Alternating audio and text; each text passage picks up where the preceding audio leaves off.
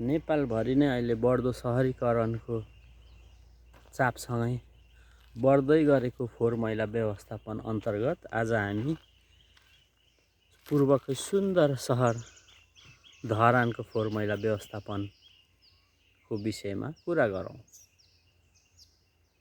धरान उपमहानगरपालिकाको यो चाहिँ इटहरी धरान सडक खण्ड अन्तर्गतको सडकदेखि लगभग 100 मिटरबाटै सुरु हुन्छ यो धरानको फोहोर मैला व्यवस्थापन। र यहाँ चाहिँ फोहोर मैला वर्गीकरण नगरिकन चाहिँ ल्याएर डम्प गर्ने मात्र सिस्टम छ। र अहिले पछिल्लो चरण चाहिँ जङ्गलमै चाहिँ खाडल खनेर यो फोहोरलाई पुर्ने काम पनि भइरहेको छ। आखिर श्रम पिता हर्क साङपाङ किन फोहोर मैला व्यवस्थापनमा चुके र किन यसलाई चाहिँ व्यवस्थापन गर्न सकेनन्, यो विषय पनि एउटा गम्भीर बनेको छ।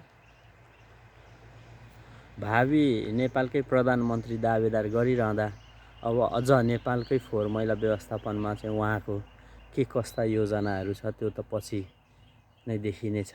तर अहिले बढ्दो सहरीकरण सँगसँगै नेपालको मुख्य सहरहरूको फोहोर मैला व्यवस्थापन एकदमै समस्या भएको छ।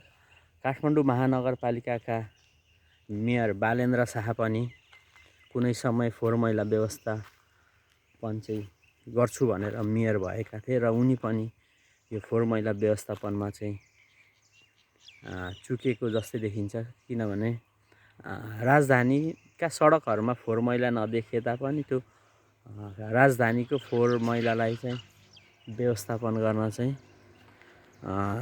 स्वयं काठमाडौँ महानगरपालिका पनि चुकेको छ।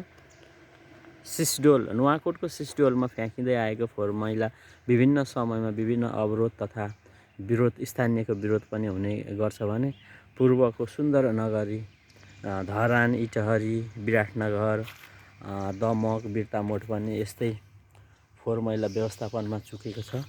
अब आउँदै गरेको चुनाव पछाडि बन्ने सरकारले फोहोर मैला व्यवस्थापनमा कस्तो नीति नियम ल्याउनेछ त्यो त हेर्न बाँकी नै छ। तर पनि समग्र 2046 सालको परिवर्तन पछाडि बनेका प्रत्येक सरकारहरू चाहिँ फोहोर मैला व्यवस्थापनमा चाहिँ